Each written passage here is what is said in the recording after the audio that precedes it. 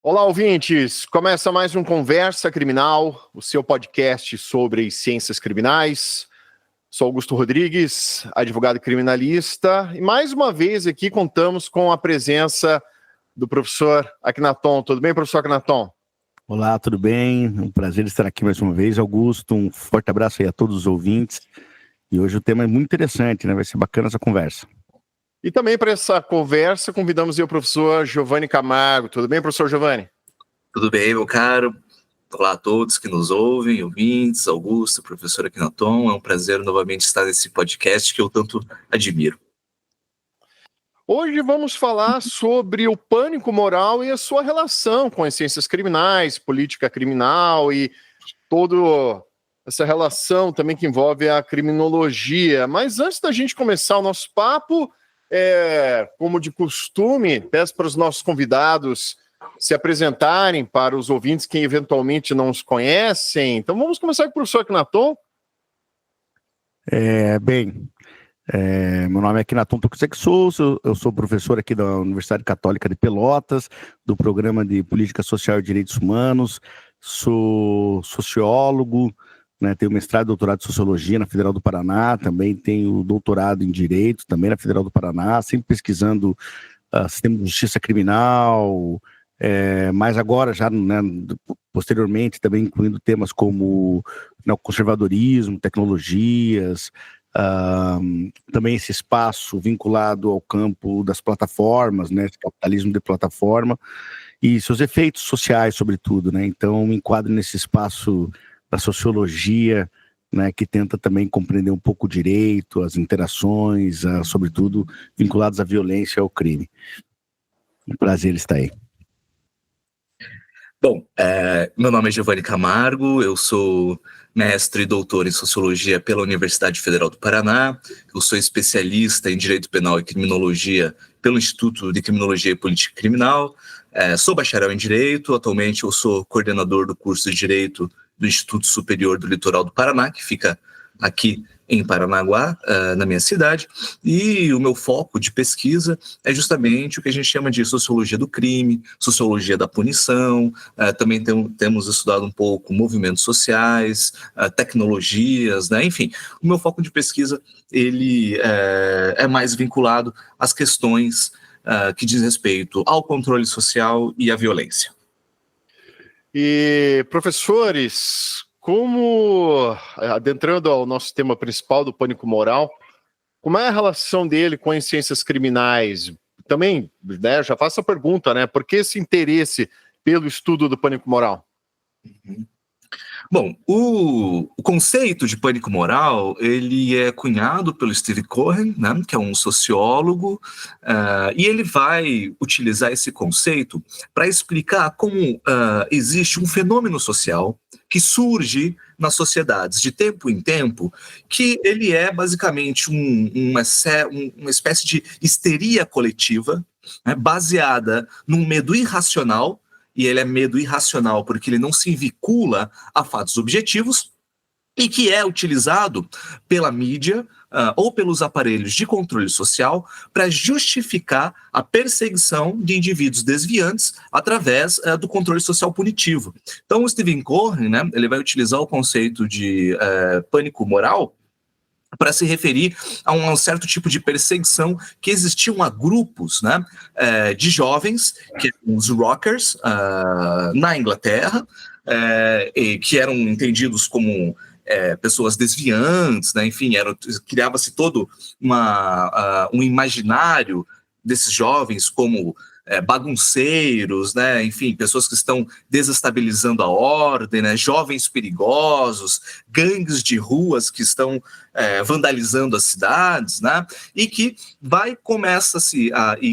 começa a justificar toda a utilização de aparatos de controle social para a construção de inimigos. Tá? Então, a categoria do inimigo, né, ou seja, de indivíduos que vão servir como bodes expiatórios, né, para problemas sociais, ele é uma categoria fundamental para quem estuda ciências criminais como um todo, porque ele nos faz identificar, primeiro, quem são os chamados inimigos, né? E como que essa construção do inimigo ele é muito mais baseado em questões morais do que de fato uma violência real produzida, né? E é muito interessante esse tema porque esse conceito, que é o conceito, digamos, pensado em casos específicos dos Estados Unidos, ele acaba, na realidade, permitindo o enquadramento de uma forma de interação social que se aparece de muitas formas. Então, a ideia de pânico ela é interessante, né, antes de tudo, porque pânico moral, obviamente, ele está generalizando a várias possibilidades de espécies de pânico, né, de pânico moral, porque bem no fim o pânico é isso, é uma relação de perturbação diante de algo que você não consegue mensurar, né? Ou seja, é incontrolável, é digamos, uma relação de medo não galgada, né, numa codificação de uma certa realidade, né? Mas sim, em certa medida, numa extrapolação da percepção da realidade, ou, né, como a pessoa literalmente percebe ela, né? Porque, mais uma vez, né, a percepção da realidade do que é crime, né, de como o crime ocorre, o que é bom e o que é mal, isso aí, né, é uma dinâmica, né, social, acontece em processo de sociabilização, não é um objeto da própria realidade. Então, o interessante é isso, que a gente vai localizar, e assim eu acho, Augusto, que vale a pena a galera aqui lembrar, de quantos, desde a sua infância, né, quantos momentos de pânico moral a gente não observou. Claro que alguns não tiveram grandes efeitos, outros foram efêmeros, outros foram muitas vezes locais, aconteceram ali numa escola, numa situação. Mas, por exemplo, eu lembro que na minha época, Giovanni, tinha história em Ponta Grossa do Opala Preto, e que o Opala Preto sequestrava as crianças e tal. E esse pânico foi tão forte que as freiras impediam que os alunos saíssem para o pátio, né, quando o pai buscava, tal, por conta do Opala Preto. E a gente vive isso o tempo todo, né? Agora da baleia azul, e também, né, esses casos assim que podem ter algum tipo de efeito, mas também isso, em certa medida, também pode organizar efeitos de políticas públicas, né, também, né? Então, assim, é um tema que é muito amplo. Por isso que é sempre legal enquadrá-lo dentro de um enquadramento, né, digamos assim, sempre empírico, né? E você ultimamente tem pesquisado um pouco disso, né, Giovanni? Né, nós temos discutido um pouco, né, dessa questão do pânico moral em alguns casos e que vincula um pouco a memória, né?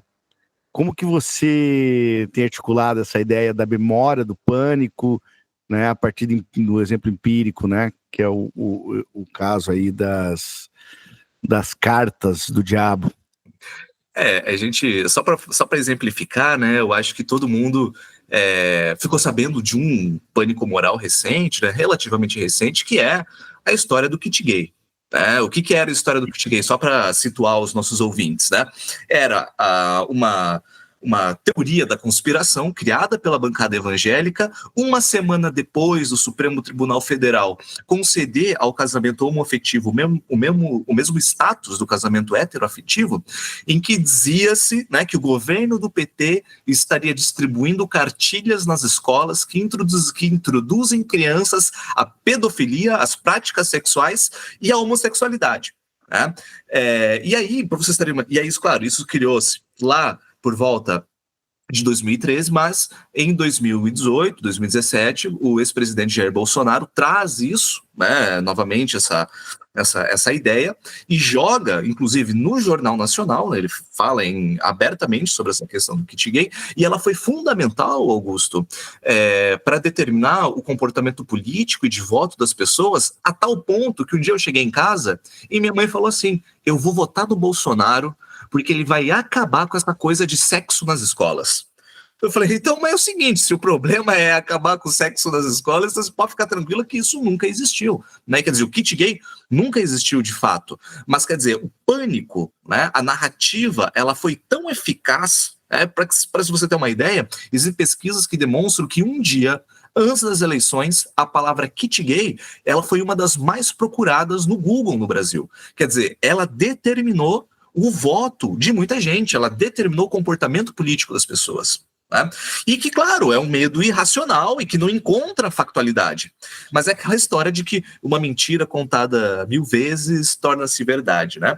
Ultimamente a gente tem prestado atenção E uma outra categoria, né, que é um desdobramento do pânico moral, que nos Estados Unidos tem se chamado de satanic panic, né, que a gente tem traduzido como o pânico satânico, né, que é uma teoria da conspiração que surge nos Estados Unidos ali por volta dos anos 70, 80, e que vai dizer que existiam seitas satânicas, né, introduzidas na sociedade norte-americana e que estavam corrompendo a juventude, né, na medida em que estavam promovendo o satanismo, a homossexualidade e o comunismo. Isso através de mensagens subliminares dentro de mercadorias da indústria do entretenimento, né? Então, todo mundo ouviu falar aquela história, e aí essa é uma prova de um pânico moral, quer dizer, porque muita gente ouviu falar aquela história aqui no Brasil de, não, se você rodar o disco da Xuxa ao contrário, você vai ouvir ela falando que, enfim, que ama o diabo, ou a Hello Kitty não tem boca porque ela fez um pacto com o demônio, né? Ou que determinado boneco do Fofão tinha dentro de si uma faca, né? Não é isso? E é muito interessante esse tipo de pânico satânico, porque nos anos 80, aqui no Brasil, para vocês terem uma ideia, toda a mídia começou a reportar o caso de uma menina que havia dormido com uma boneca da Xuxa e que supostamente essa boneca da Xuxa teria arranhado ela durante a noite, e no dia seguinte a mãe vai na delegacia de polícia, registra um boletim de ocorrência, e isso sai em diversos jornais da época, né? E as pessoas começam a ir, né, atrás disso, embora depois isso, claro, seja negado, as pessoas começam a compartilhar esses boatos, né? Um exemplo, né, muito claro disso é a última temporada da série Stranger Things, né, que vai se basear na história de um jovem, é uma história real, né? Era um jovem que gostava de metal, gostava de rock and roll, jogava RPG de mesa e que passa a ser acusado de ter matado pessoas, né, dentro de práticas satânicas. E aí esse menino, ele é inclusive processado. Ele fica preso, mas lá no final ele é absolvido. Isso aqui aconteceu no Brasil, no famoso caso Aline. Não sei se os nossos ouvintes conhecem, é um caso muito famoso do Brasil, de uma menina que foi encontrada morta, nua, dentro de um cemitério, cheia de facadas. E aí a polícia começa a investigar esse caso e dizem, né, que ela foi morta dentro de um ritual satânico. E a polícia indicia 8 adolescentes que jogavam RPG, e dizia-se que esse ritual satânico era vinculado a um RPG chamado Vampiro à Máscara, né? Só que a questão era que o delegado e o promotor do caso eram evangélicos e gostavam muito de falar para a TV. E a tese que e esse processo dura 8 anos, para vocês terem uma ideia. A tese de acusação que dura 8 anos é de que estava vinculado a rituais satânicos, só que aí no final eles são absolvidos. Isso não se sabe de fato quem matou, né? Tem uma questão ali que envolvia o tráfico de drogas, né? Enfim, mas até hoje esse caso é utilizado como uma espécie de pânico moral que leva à criminalização de jovens. Você imagina você ser processado por 8 anos, né, por um homicídio que você nunca praticou, né? O professor Giovanni tinha comentado esse episódio do Stranger Things, daí eu estava buscando aqui o nome da série, que é o Paradise Lost, ou em algumas versões já vem traduzido, né, o Paraíso Perdido. Assistiram já essa série? Esse é um documentário. Então já deixo aqui a recomendação para todo mundo. Até esse personagem do Ed, do Stranger Things, ele é inspirado nesse caso real, Paradise Lost ou Paraíso Perdido, que eu pesquisei, tem disponível na HBO Max. É um caso que ocorreu, acho que início dos anos 90, em West Memphis, né? Era uma cidade pequena, né? alguns milhares de habitantes ali, onde umas crianças foram mortas. E daí, por algum motivo, suspeitaram que seria um ritual satânico, né? Pela forma como as crianças foram mortas. E naquela cidade pequena tinham 3 fãs de heavy metal, né? Pronto, deram os suspeitos, só que eram todos adolescentes. Enfim, dei um deles, né, por aquela questão daqueles interrogatórios de horas, sem a presença dos pais ou advogados, um deles ali. Enfim, eles foram condenados, né, acho que, salvo engano, prisão perpétua ou pena de morte. E o curioso que foi uma produção que fizeram, é uma trilogia. Ele tem um filme de 96, um documentário, né?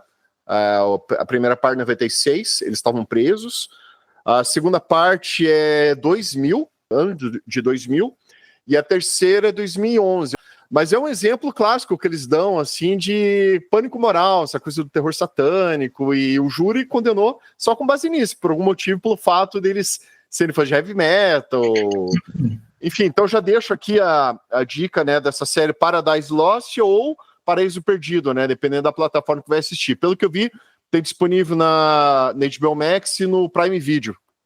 Uhum. O Jeffrey Victor, que é o sociólogo que cunha esse termo, Satanic Panic, ele analisa pelo menos 50 acusações criminais nos Estados Unidos, no livro dele, em que a acusação era baseada nessa ideia de que pessoas mataram, jovens que mataram outras pessoas em rituais satânicos. E é muito interessante porque ele mostra que não existe prova nenhuma. Tá? Inclusive, o próprio FBI, nos Estados Unidos, cria um protocolo de investigação de ritual abuses, né? Quer dizer, de crimes praticados no contexto de satanismo. Então é muito interessante observar como o pânico moral, né, aqui no caso o pânico satânico, ele é eficaz em influenciar as agências de controle social. Aqui, no Paraná, a gente tem um grande exemplo disso, que é o caso das bruxas de Guaratuba. Né, que é a história, enfim, o menino Evandro, né, ele foi encontrado morto aqui na cidade de Guaratuba, e aí a Polícia Civil não conseguia identificar quem era o autor do crime, e a Polícia Militar entra, né, nessa investigação e de repente descobre que a mãe e a filha do prefeito da cidade eram os autores desse homicídio, que tinham matado essa criança num ritual satânico para conseguir poder político. Né? E elas, enfim, elas são, junto com outras pessoas, são condenadas, são processadas por muito tempo. E aí, há pouco tempo atrás, né, o Ivan, que é um jornalista, enfim, ele também é formado em história, ele consegue fitas, né, demonstrando que a confissão, né, a suposta confissão que ali que os acusados teriam feito, que realmente teriam matado essa criança em um ritual satânico, foi produzido através de tortura, né? E que era toda uma mentira, nunca houve ritual satânico nenhum, né? Mas hoje e pra vocês terem uma ideia, esse é o júri mais longo do Brasil. Então é muito interessante observar como hoje o caso do menino Evandro, ele é tido como um dos principais exemplos de erro judicial, né?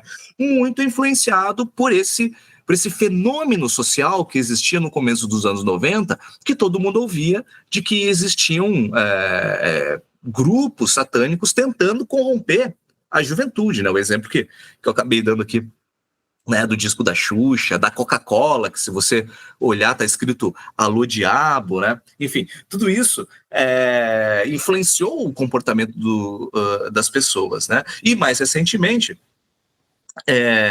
saiu, né, vazado na internet, isso era uma coisa que todo mundo estava atrás, partes, né, de um programa feito pelo Gilberto Barros, né, que se chamava Boa Noite Brasil, da TV Bandeirantes, em que ele associava o jogo Yu-Gi-Oh! Ao satanismo. Né? Então, até sugiro os nossos ouvintes procurarem, né, no YouTube esse vídeo, porque era considerado uma lost media, né? Até ninguém tinha acesso, né, há muito tempo atrás, que aconteceu, acho que, se não me engano, foi por volta de 2003, e algumas pessoas até duvidavam, né, se esse programa existiu de verdade, porque ninguém achava essas imagens, mas recentemente se publicou, e ele fala, assim, né, abertamente, que esse tipo de jogo, ele estimula a violência, né, introduz indivíduos à magia negra, né, e ele chama teólogos, né, e o teólogo vai lá e fala, não, realmente ensina a magia negra, e também tem toda uma cruzada moral contra, por exemplo, o Harry Potter, né, que também vai ser um dos alvos dessa cruzada moral. E aí é muito interessante observar como, né, isso influenciou a vida dos jovens, né. Nesse artigo que a gente produziu, a gente conseguiu localizar na internet muitas memórias de pessoas que na época do programa eram crianças e que as suas famílias queimaram, né, suas cartas. Eu me recordo que a minha mãe, ela jogou fora todos os meus bonecos do Batman, né, porque também existia na época uma história que o Batman, ele era namorado do Robin, né, então quer dizer, se associava a homossexualidade ao satanismo, né.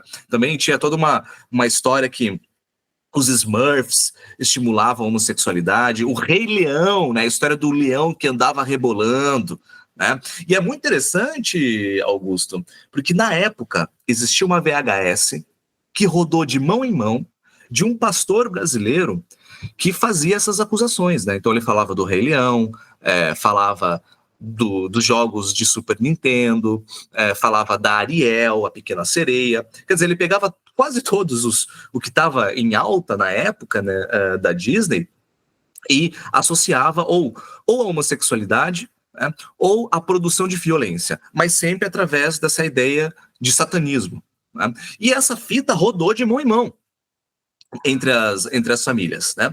E aí, como que funciona a questão do pânico moral? Você tem boatos, né, e percepções públicas que estão, em um primeiro momento, desorganizadas.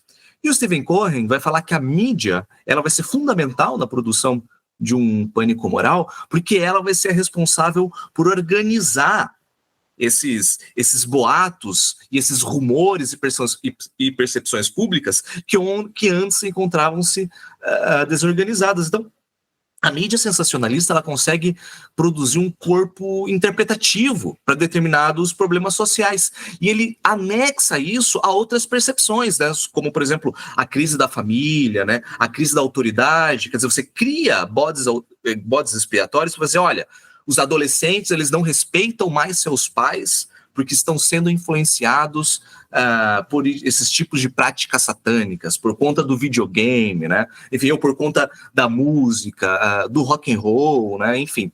E me parece, Augusto, que isso tem muito a ver, primeiro, com uma ideia cristã, né? Por exemplo, no caso da Xuxa, né, e de outras pessoas. Porque qual era a questão da Xuxa, né? É que ela era uma pessoa muito rica, né? E ela ficou muito famosa, muito nova, né? E quase que da noite pro dia, né? E me parece que existe essa ideia cristã, né? De que você só pode conseguir a riqueza através do trabalho excessivo, né? Quer dizer, você precisa ser pobre e humilde. Se a pessoa ela parece rica da noite pro dia, é porque, muito provavelmente, ela fez pacto com o diabo. E pra você ter uma ideia, é muito racista, no caso brasileiro isso passa por racismo, porque existiam pessoas que diziam que o nome Xuxa, ela era a junção de Exu com Xangô. E por isso, então, ela seria, enfim, satanista, teria recebido esse nome dentro de rituais satânicos.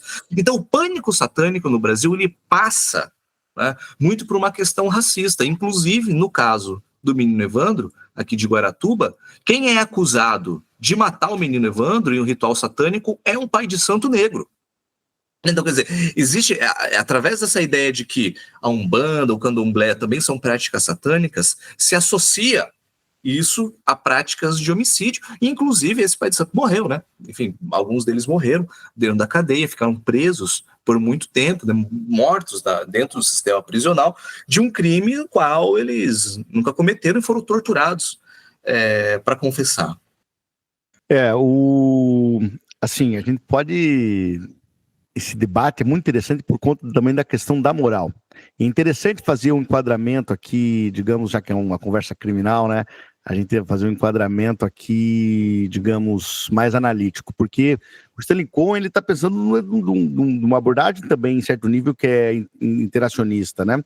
Então, o pânico moral e as suas derivações que vão ocorrer, tem até um caso curioso que eu quero contar aqui, que eu posso até falar daqui a pouco sobre isso, que é o pânico canábico também, que tem efeitos, inclusive, em políticas públicas, que é também um trabalho que a gente está desenvolvendo com o Giovanni, né, e com outros colegas, a gente pensar o seguinte, né, o que precisa ter, né, Giovanni, para ter pânico moral, né, seja ele satânico, seja ele canábico, seja ele, né, pode pensar outras classificações. Primeiro a gente está falando de uma situação em que há uma definição do inimigo, né, de um bode expiatório, um cálculo de desproporcionalidade em relação ao perigo que ele oferece. Isso também vai aparecer em alguns autores pós-coloniais, como Arjun Appadurai, né, a geografia do medo ao pequeno número, né, a hostilidade a essa população, esse grupo, esse indivíduo, o uso e a ampliação midiática, que no tempo da contemporaneidade é favorecida pelas redes sociais, uma reação social sobre isso, né? Um backlash, alguma medida, né? Um levante, né? Alguma coisa que se incomode, seja do governo, seja de instituições, né? Sociais como um todo. Mas aqui tem um ponto que é bem interessante, que demonstra esse aspecto interacionista, que ele é volátil. Então, o pânico satânico ou o pânico moral, ele não é uma coisa que dura, ele é volátil, ele vai, desaparece, ele não tem uma consistência. Só que os seus impactos são duradouros, porque tanto em repercussão como em consequências, ou seja, para você reparar muitas vezes a construção de um pânico, você leva muitos anos de política pública, ao contrário, para poder desfazê-la. E o mais interessante, como ela é interacional, como a gente está falando o seguinte, ó, o que eu quero dizer com interacional é o seguinte, a gente está falando de um caso que aconteceu na década de 90, ou a gente está falando de um caso de pânico moral, satânico, que gerou consequências numa cidade interior. Ainda que seja um caso isolado de pessoas que estão interagindo em torno daquele medo, isso demonstra uma conexão, Augusto e Giovanni, com conexões maiores, né, sentidos maiores da sociedade, e nos permite, digamos assim, revelar estruturas, né, por assim dizer, sociais, né. Agora, o que é interessante, eu queria jogar essa bola para a gente poder pensar, como que a gente poderia não só tensionar esse conceito, mas incorporar nisso um comportamento do sistema de justiça criminal cotidiano, que todo advogado, todo mundo que trabalha na área criminal está defronta, que é a violência das instituições. Vamos pegar o exemplo que está ocorrendo recentemente da violência policial, né? Escandalosa no Brasil inteiro, tá certo? Então veja, ali também opera uma lógica de moralidade, certo? Ali também vai operar uma lógica de hostilidade, de desproporção, tá certo? Há um cálculo de desvio, portanto, no sentido de você, né, colocar a condição do outro, uma classificação estereotipada do inimigo também, há uma hostilidade, há o uso midiático disso.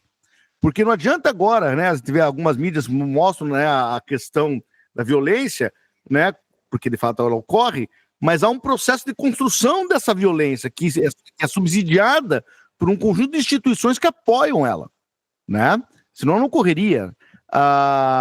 Então, assim, é interessante pensar, né? Porque, assim, eu diria que esse conceito, que a minha provocação é o seguinte, Giovanni, queria discutir com você isso, e com o Augusto também. O pânico moral é pensado num contexto americano, né? Então, vamos pegar o Cândido Lima aqui, né? Uma sociedade normalizada, uma sociedade cujo cálculo do indivíduo, enquanto um cálculo liberal, indivíduo de direitos, né, existe. No Brasil, a gente tem esse problema, que a cidadania, né, e esse cálculo do indivíduo, ou seja, nós temos um pânico moral que é o motor de uma sociabilidade violenta, né? Queria pensar com vocês, como que você poderia pensar, né, esse enquadramento do pânico e da moralidade, sabe que seria pânico, né? Como a gente pensar, porque bem no fim é isso, a gente está vendo um sistema de justiça que age, né, em pânico permanente, ou seja, como se viu aquele policial, por exemplo, que deu, acho que 8 tiros na costa de um garoto que pegou shampoo, mano, perfume, não, era sabão em pó. Sabão em pó, levou 8 tiros nas costas e, pô... Eu acho que assim, o medo do crime, né, ele existe. Mas eu acho que o medo do crime e da violência, mas eu acho que a criação do pânico moral, o que a gente está chamando a atenção é para a criação dos bodes expiatórios, né? Quer dizer, quem vai ser identificado como responsável por toda essa violência? No nosso caso aqui, nas nossas políticas atuais, é o traficante de drogas, né? Existe, e aí a Akhenaton pode falar muito melhor do que eu sobre isso, um pânico moral relacionado às drogas, e aí, claro, a maconha por muito tempo foi tida como uma droga demoníaca, né? Inclusive a gente até imagens, né, recortes de jornais, né, dos séculos anteriores, em que se associava, não, ele fuma a maconha, ele fica endemoniado, né? Dizia-se que o fumo da maconha pelos negros tornava eles com uma força sobrenatural, dava a eles uma força sobrenatural que fazia com que eles praticavam estupros, né? Fazia com que eles atacassem indivíduos, ou às vezes aparecia de outra forma, não, o fumo da maconha deixa o indivíduo preguiçoso, deixa ele vagabundo, né? Quer dizer, sempre articulando com uma questão moral. Então, a criação do bode expiatório é o que vai legitimar a sociedade a dizer, não, pode dar 11 tiros nas costas do indivíduo, porque ele é o responsável por tudo isso que eu estou passando. Eu não posso sair na rua porque vão roubar meu celular. Então, se esse é o responsável, tem que matar ele. Né? Então, a criação de inimigos é uma questão, né, fundamental dentro da organização social de um país que é fundamentado na desigualdade. Porque para você manter as desigualdades, é necessário você hierarquizar os indivíduos. Uma sociedade que é profundamente desigual, como é a sociedade brasileira, para que você consiga legitimar as hierarquias sociais, você precisa naturalizar essas hierarquias sociais. E você, para tanto, você precisa identificar o inimigo. A criação do inimigo no direito penal, e aí, claro, a gente pode citar o livro do Zaffaroni, né, que é o inimigo no direito penal, e que é diferente do inimigo do direito penal, do Klaus Hoxin, não, do... Peter Jacobs. Do Jacobs, que são coisas diferentes que eles estão falando. Ela é uma forma de você hierarquizar a sociedade. Na nossa sociedade brasileira, que é extremamente hierarquizada, né, que vai dividir as pessoas por classe, né, e por raça, a criação de bodes expiatórios é o que legitima, por exemplo, você dar 11 tiros nas costas de um indivíduo. Então, os usos políticos do medo e a criação de pânicos morais, eles são fundamentais para esse tipo de política que mantém hierarquias sociais, que mantém fronteiras morais, que vai diferenciar quem é o cidadão de bem e quem que é o bandido.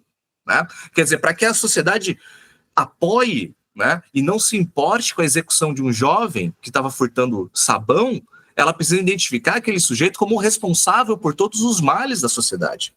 E aí é que eu bato de novo na tecla. A mídia, ela ocupa papel fundamental nisso, porque é ela que vai pegar esse medo desorganizado, esses boatos que existem aqui, essas percepções que a gente tem de que a violência tem aumentado, de que eu não tenho mais segurança se eu saio na rua, e ela que vai organizar vai falar o seguinte, olha, o responsável por isso é o traficante de drogas. Então a gente precisa ou encarcerar em massa ou eliminar eles. Então, é muito interessante, ó. Então, assim, ó, retomando ali minha provocação, eu poderia dizer assim, nós temos situações de pânico moral no Brasil, nós encontramos casos, ela serve para pensar casos que vocês vão localizar onde que tem esse crescimento agudo, mas o pior dessa situação brasileira do sistema de justiça criminal não é o pânico, porque o pânico revela, né, no último caso, um susto diante de algo, né, uma situação de relevo, né, de gravidade diante do entendimento. No caso brasileiro, nós temos uma naturalização dessas moralidades do inimigo, entendeu? Nós naturalizamos o tempo todo. E claro que, obviamente, nós temos pânicos também, que vão sair aqui a colar, cujo alvo do bode expiatório, quase sempre nós sabemos quem vai ser, nós podemos enquadrar isso. Sabe que, né, o bandido, que é uma categoria abstrata, tem rosto no Brasil, tem endereço, tem cor de pele, né, tem classe social. Então, mas no Brasil nós temos essa situação, né, dessa naturalização dessa, né, digamos, de uma moralidade violenta, de uma moralidade, quer dizer, que nega o conflito e que por isso mesmo se permite, né, a extingui-lo, né? E a questão da cannabis, aqui ela anda muito bem, né? Porque ela serve historicamente como foi construída por momentos de pânico. Hoje não há pânico, no sentido que ninguém acha realmente que a cannabis vai fazer o cara pular do prédio. Mas a reminiscência do pânico que foi criado reside até hoje, nas consequências e nos efeitos das normativas da saúde, por exemplo.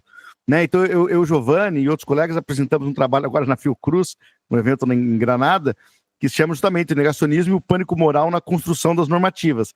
E nós pegamos, Augusto, primeiro assim, uma retomada rápida, né, desse uso que o Giovanni falou, né, do veneno africano, a maconha, a erva do diabo, que vai te fazer, né, toda essa história que todo mundo já conhece mais ou menos, da proibição das drogas no Brasil, e localizamos isso, né, ou seja, fizemos assim, uma análise a partir de uma normativa uma cartilha que foi feita pelo governo do Bolsonaro, assinado pela Ângela Granda, secretária nacional da família, na época da mulher, da família e dos direitos humanos, além de outros, né, indivíduos que faziam parte lá de outras secretarias e ministérios ali que articularam essa cartilha. E a cartilha se chama Os Riscos do Uso da Maconha na Família, na Infância e na Juventude.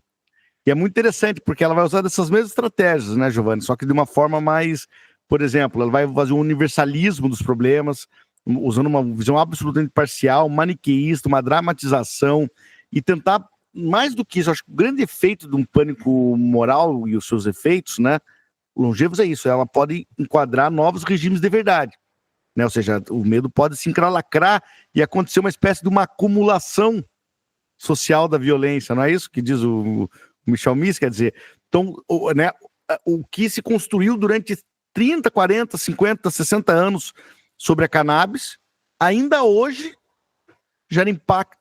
É necessário muita política para que informe as pessoas, para que se perca esse pânico, porque ele não aparece como um pânico agudo, no sentido, ai meu Deus, mas ainda continua, digamos assim, vai normalizando essa leitura que é violenta, porque ela extermina, né, obviamente, a grupos, ideias, comportamentos que passam a ser vistos, assim, digamos, como demonizáveis, né? Então tem coisas absurdas nesse material, sabe? Como, por exemplo, uma das afirmações, né, que é muito interessante, é que ele escreve assim, ó, eles vão usando citações de pesquisas de meta-análise. Então a pesquisa de meta-análise é assim, os caras pegam na internet 10 mil artigos científicos, fazem uma análise geral, dizendo, a tendência dos artigos é dizer isso, né? Coisa, né, muito genérica, e nunca são conclusivos, eles nem querem ser. Só que na cartilha aparece de maneira conclusiva, e eles deixam em destaque assim: a flexibilização do controle sobre a maconha leva a um aumento dos números de homicídios, criminalidade e violência. Então, quer dizer, né, aqui não tem nenhum dado, nada, nenhuma informação, mas tem a imagem de um desenho de um cara com uma arma dando tiro, e do lado um cara gritando, né? Uma coisa absolutamente assim, visivelmente feito para chocar. Isso foi espalhado, foi feito com o teu dinheiro que está me ouvindo aqui, que está nos ouvindo agora, foi feito com o teu dinheiro. Foi uma política negacionista, né, custosa e que gera consequências longevas, né? Então, assim, interessante essa dobra do pânico moral enquanto uma categoria interacionista que acontece, você pode perceber ela, né, em determinados casos, e como ela está agregada a outras realidades maiores, estruturais brasileiras, que permitem, então, portanto, compreender um pouco do nosso sistema de justiça criminal, porque quase sempre, quando tem pânico, é lá que vai parar, né? É lá que vai parar a situação, né? Quase sempre lá ou no caixão. No caso brasileiro, quase sempre também no caixão. Quando você cria, né, você faz o uso político do medo, né? Você cria os bodes expiatórios, essa narrativa ela é muito importante para você se colocar como um herói. Então, você veja, quando você cria, né, essa ideia que você está falando sobre a maconha, você fala assim, então, ó, existe o problema, vote em mim que eu vou resolver o problema, né? Quando um pastor, né, faz aquelas fitas de VHS, né, como eu falei para vocês, vai para as igrejas e faz culto dizendo, olha, os seus filhos estão sendo introduzidos no satanismo pela indústria do entretenimento, através do rock and roll, através da Disney, através dos videogames, venha para a igreja que eu vou salvar você. Então, quer dizer, também serve para se apresentar como um indivíduo que vai dar toda a resposta para isso. Quer dizer, para o elitismo, né? Vote em mim, né? Frequente o meu culto, acredita em mim, sou eu que vou libertar a sua família. E puxando mais uma vez ali, com a Nathan tinha falado da questão da relação no pânico moral e drogas, um exemplo até relativamente recente que eu tenho, no caso que eu estava atuando ali como advogado, e um rapaz, ele em primário, sem antecedente nenhum, ele foi preso, né, caminhando com poucas gramas de crack. É curioso que o pedido do Ministério Público para conversão do flagrante em preventiva não se baseou em nada do que dispõe a norma processual penal. A narrativa do promotor era incrível, assim, no sentido, considerando que o crack é uma droga de alto potencial lesivo, normalmente ligada aos crimes patrimoniais, papapá. Sinceramente, parecia assim que era o Alborguete falando e pedindo, ao final, prisão preventiva. Nenhuma fundamentação jurídica para dar embasamento para aquela cautelar de prisão. Eu acredito que isso se dá por conta da naturalização, né? Quer dizer, é algo que se parece tão óbvio, você não precisa citar, você não precisa trazer dado. O pânico já se dissolveu, que as pessoas vão tomar isso como verdade, né? Olha, talvez brincando com os conceitos, a questão das drogas seja uma das mais interessantes para compreender do pânico à normalização, né? Ou seja, porque a normatização, inclusive, porque se normatiza o pânico, conseguiram, venceram a cruzada, né? Então era isso, nós queríamos demonizar, demonizamos, e tem a política pública demonizando e prendendo e, né, e causando caos social até hoje.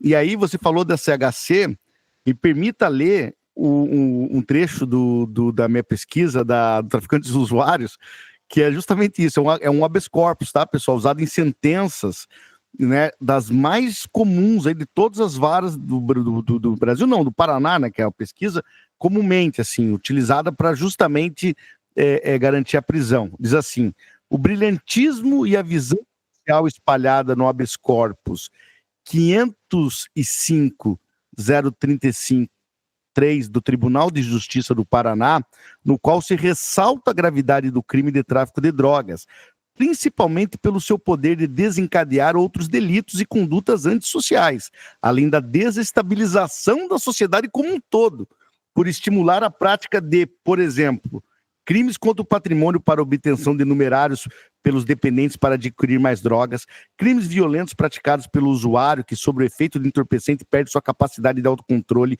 homicídios, chacinas pelo acerto de contas entre fornecedores e usuários inadimplentes, ou ainda em razão da disputa por pontos de vendas de drogas, prostituição, afastamento de usuários e dependentes da escola e do trabalho, proliferação do tráfico e do uso de armas de fogo, inclusive de uso restrito, criação de verdadeiros estados paralelos em regiões dominadas pelo narcotráfico, desestruturação familiar, progressiva desestruturação física e mental dos usuários dependentes, seja pelos efeitos diretos das drogas, seja pela proliferação de outras doenças, AIDS, hepatite, etc., típicas de usuário que compartilham instrumentos. Isso aqui, galera, foi uma sentença de um garoto preso por 0,2 gramas de crack. Tinha 18 anos de idade, tá? Foi preso perto de um ponto de trilho de trem em Ponta Grossa. Tá, então eu estava ali fazendo uso, né? Ele confessou para os policiais, e essa confissão que ele só fez para os policiais no momento e que nega todo o resto do processo, né? Negou o tempo todo. Toda vez que ele esteve na frente de uma autoridade judicial, ele negou, né? Ele só confessou na hora, lá no trilho de trem, para os policiais militares, esse garoto, né? Para prender ele, o cara usa um HC desse. Um HC que está generalizando e universalizando todos os problemas do mundo e da sociedade brasileira, né, na costa de um garoto de 18 anos que estava com 2 pedras de crack. É isso é um dos efeitos, né, dessa naturalização desses pânicos, né? E veja, daí uma discussão que a gente coloca, né, além do pânico moral, toda essa questão voltada à política de drogas, muitas vezes condenações só baseadas na palavra do policial, como esse exemplo do Akhenaton, em que ocorre na maior parte, para não dizer quase todos os processos envolvendo drogas, né, condenações só baseadas na palavra do policial. Daí pensa, poxa, mas por que o policial faria isso? Mas daí é o questionamento que a gente coloca, né? Por que a polícia comete tantas violências? Por que a polícia joga um rapaz trabalhador da ponte? Por que a polícia dá 8 tiros nas costas de alguém que furta ali um pacote de sabão em pó?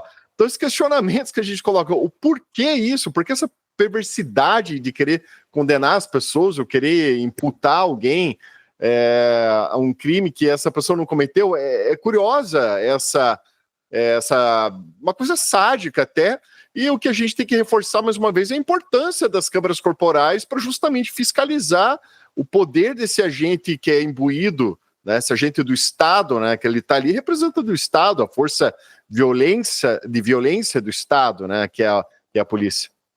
Tem um livro do Philip Zimbardo que é chamado Efeito Lúcifer, como as pessoas boas se tornam más. Então, assim, tem muitas pesquisas muito interessantes na sociologia e na psicologia comportamental sobre como nós geramos essa banalidade do mal, né? Esse sujeito que aceita fazer a violência e fazer, né, o mal. Mas a grande questão final de tudo isso é o seguinte: as pessoas, bem no fim, elas têm uma conformidade moral, entendeu? Elas ajustam a sua moral a uma sociabilidade violenta. Então, bem no fim, o que acontece é que fazer a violência é fazer o certo. Cumprir a lei, moralmente, pode ser visto como uma traição. Então, quer dizer assim, você tratar dignamente alguém que pertence a um determinado status, né, um extrato social, digamos, visto como inimigo, pode ser visto pelos seus colegas como um inimigo. Não como um inimigo, assim, né, galera? Mas vai ser visto como um bundão, o cara que não nasceu para isso, o cara que não tem estofo, não tem estômago para ser polícia, que leva migué de malandro, né? Que leva conversa de vagabundo. Qual que é o bom polícia? É o que não leva conversa de vagabundo, meu irmão. Vagabundo comigo, né? Ele vai ter... Assim, claro, isso vai se dar, eu tô falando aqui uma forma, não um conteúdo. O conteúdo vai variar muito, mas que bem no fim é isso. Bem no fim ele está falando de um sujeito que se constrói moralmente, ou seja, se vê a si mesmo, vê aos seus e vê o outro, e tudo em movimento, ou seja, vivendo a vida na sociedade, a partir de determinados enquadramentos, cuja violência e a produção de sofrimento, né, tem sentido.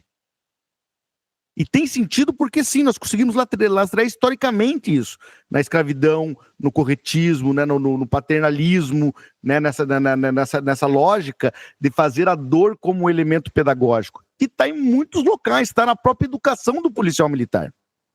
Né, que vai fazer nós temos pesquisadores de alta qualidade, como o Marcelo Bordim, que vai trabalhar aí conosco, que vai discutir sempre essa questão da pedagogia do sofrimento.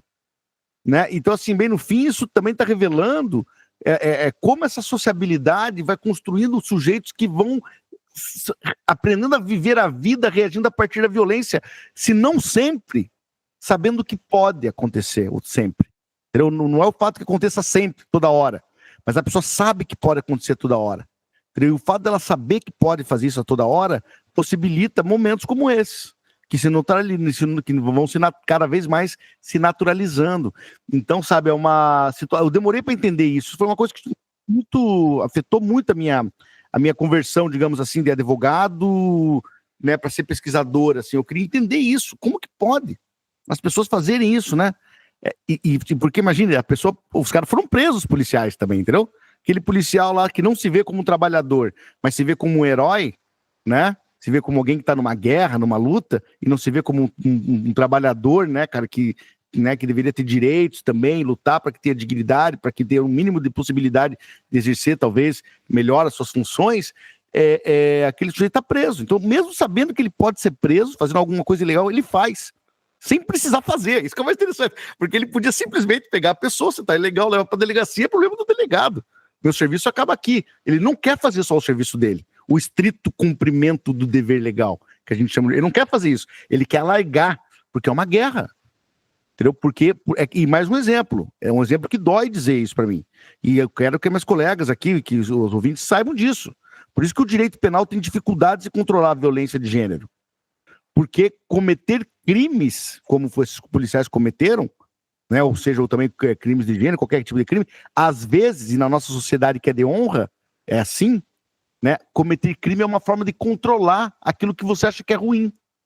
Então, o crime de gênero está quase muito sempre associado a essa perspectiva moral do cara que é o criminoso, mas que se vitimiza ainda. Que fala, viu, só a culpa é dessa mulher, não sei, o cara mata a mulher e se culpa a mulher pelo ter matado, entendeu? Quer dizer, porque justamente é um enquadramento de uma moralidade, né? Uma moralidade baseada e fundada na violência, né? E não tem coragem de falar sobre isso no Brasil, a gente tem que aprofundar esse debate.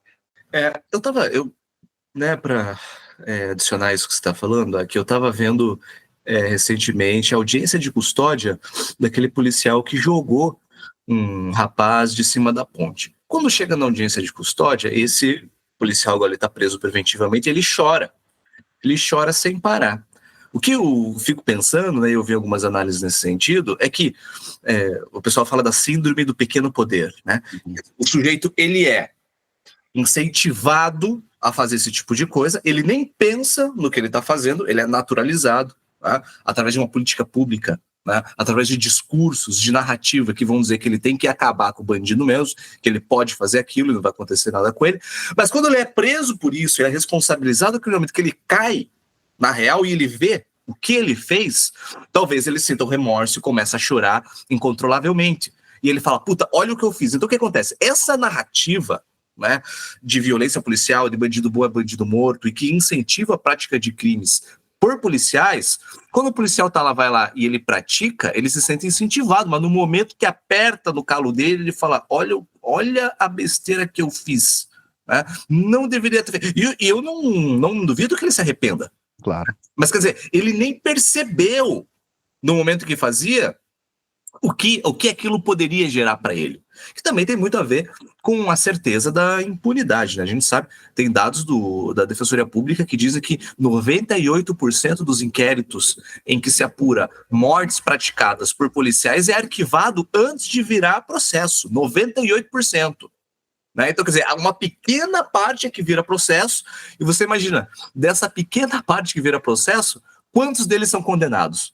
Então você tem o alto nível de impunidade, você tem os discursos de legitimação que fazem o sujeito a praticar essa coisa, e quando volta contra ele, ele percebe aonde foi que ele se meteu, e aí vem todo o sentimento de culpa, né?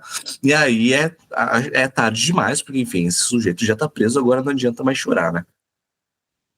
Bem, professores, estamos caminhando para o final do nosso episódio. Eu quero aqui mais uma vez agradecer pela presença do professor Akhenaton, do professor Giovanni, e deixar aqui também espaço aberto para uma consideração final, um eventual recado para os ouvintes, uma eventual indicação também de algum material, algo assim no gênero. Por favor, fique à vontade. Bem, eu queria agradecer mais uma vez, Augusto, parabenizar, né, por essa iniciativa, assim, parabenizo, é importante que nós estejamos disputando os espaços, né, e as reflexões das pessoas, a atenção das pessoas, né, porque afinal de contas aqui também é uma esfera política, aqui também é um espaço social, então ter uma possibilidade de ter um debate qualificado com uma pessoa que eu admiro muito, né, que é o Giovanni, né, um grande pesquisador aí do Paraná, né, do Paranaguá, né, prata da casa, né, ali da Federal do Paraná. E então uma conversa qualificada, um grande colega, e com você também, né, Augusto, que né, tem todo um know-how, assim, uma expertise criminal que é muito valiosa para nós pesquisadores e para a ciência, né? Por isso que eu sempre incentivo aos colegas advogados, vocês trazem muita experiência, as experiências de vocês são válidas, são interessantes, não dá para esquecer isso, não dá para nós naturalizarmos, nós temos que começar a estranhar a nossa própria vida. Bom, eu ia sugerir o Farde e a Toga, porque tem tudo a ver com o que a gente está falando no fim, mas aí vai ficar meio estranho, né? Sugiro que assista alguns episódios, o episódio anterior, que nós falamos sobre esse livro, uma pesquisa que, em certa medida, usa muito, inclusive, o Giovanni na pesquisa, né? Uma pesquisa que vai tratar sobre isso. Mas, tirando essa autoindicação, né, vender o próprio peixe, eu queria sugerir justamente tem 3 textos bem legais, assim, clássicos, né, também tem o do Adorno, né, tal, mas para pensar essa questão dessa mentalidade e dessa situação da obediência, né, é uma obediência a determinadas crenças, né, valores que façam com que a pessoa tolere, com que a pessoa faça aquilo que, digamos, é a forma mais refinada de poder, que é a aquiescência, que é deixar acontecer, não, é assim mesmo, vamos indo, e então tem um texto de uma pesquisa, bata no Google aí, já vai achar bastante material, que é do Stanley Milgram, que é super legal, Stanley Milgram, que é muito legal, que é um experimento de como que as pessoas conseguem, né, matar as pessoas sem ter uma arma na cabeça, entendeu? Só pela obediência, meio que cega a uma autoridade, a uma ideia, né? E também esse texto do Philip Zimbardo é muito interessante, que é o efeito Lúcifer, que vai falar um pouco sobre isso. Para quem gosta de filosofia, né, também a história do livro da Hannah Arendt é muito interessante, também vai ter lá Banalidade do Mal, vale a pena ter algumas reflexões, né, sobre isso. Então é isso, muito obrigado, hein? Bom, eu agradeço mais uma vez o convite, a oportunidade de participar desse podcast que eu considero um dos melhores sobre o tema. Eu gosto muito mesmo, não é rasgação de seda, já falei isso para o Augusto diversas vezes, acho de extrema qualidade, muito bem feito, com ótimas discussões e pessoas muito sérias, intelectuais que conversam sobre temas muito atuais. Então eu aprendo muito com o podcast e fico feliz em poder compartilhar mais uma vez essas discussões com vocês. Para quem quiser conhecer um pouco mais dessa discussão, né, sobre o pânico satânico, eu indico o nosso texto, né, ele foi publicado numa revista, se eu não me engano, da Venezuela. Ela se chama Pânico Satânico e o Caso do Baralho do Diabo, o nascimento da cruzada moral contra os jogos do Brasil, em que a gente fala especificamente, né, sobre a criminalização dos jogos no Brasil através desses discursos que associam jogos e satanismo que surgem ali no final dos anos 90, começo dos anos 2000 no Brasil. E aí, claro, a gente faz toda uma retrospectiva de como que o pânico satânico surge nos Estados Unidos, como isso chega no Brasil, enfim, tá tudo lá no texto, quem quiser procurar, fica a dica.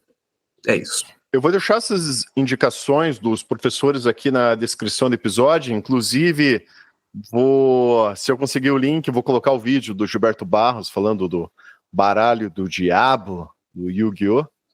E também vou deixar aquela recomendação do Paradise Lost. Eu vi que agora traduziram, tá com Paraíso Perdido mesmo, ali no HBO Max. Recomendo muito esse documentário. Mais uma vez, deixo aqui o agradecimento aos professores. Em especial, agradeço a você, ouvinte, que nos acompanhou até esse momento. E te peço uma gentileza, se você conhece alguém que possa se interessar por esse conteúdo, por favor, nos ajude compartilhando esse episódio. Assim vamos propagando conhecimento. Esse foi mais um Conversa Criminal Podcast. Até a próxima e um grande abraço. Valeu!